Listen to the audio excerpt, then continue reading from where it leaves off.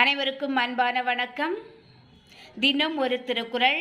இன்றைய திருக்குறள் நம்ம பார்க்க போவது 24வது திருக்குறள். அதிகாரம் 3, தலைப்பு நீத்தார் பெருமை. குறள் பார்க்கலாமா?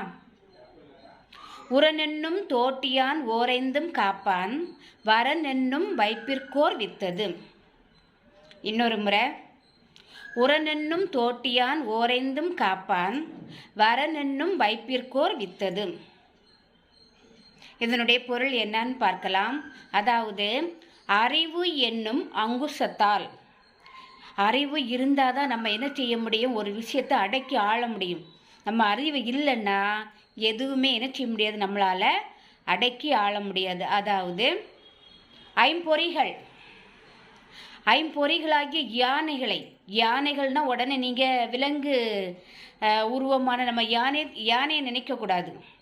நம்ம உடம்பில் இருக்கக்கூடிய ஒவ்வொரு உறுப்புகளும் யானை மாதிரி வலிமையானது.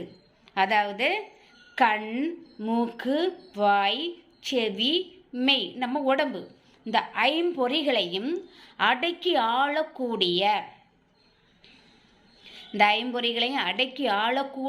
ஒருத்தர் தான், அவரை தான் என்ன சொல்லுவாங்கன்னா துறவி என்று சொல்லுவாங்க. இந்த உலகிற்கே ஒரு வித்து மாதிரி, ஒரு விதையாக குறிப்பிடுவார்கள். யாரை? இந்த துறவியை.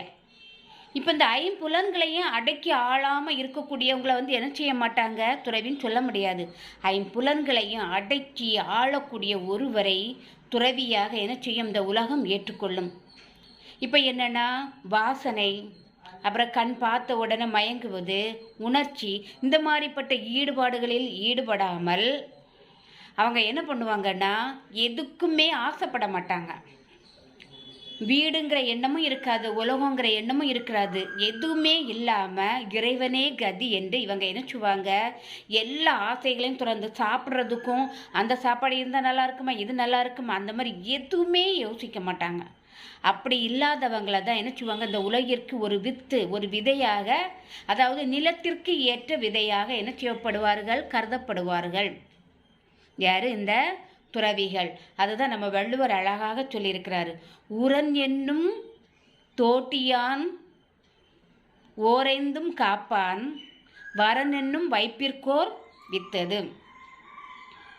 இந்த கண், மூக்கு, வாய், செவி, மெய், இந்த ஐம்புலன்களையும் அடக்கி ஆளக்கூடிய ஒருவரை தான் இந்த உலகிற்கு ஒரு வித்தாக கருதப்படுவார்கள்.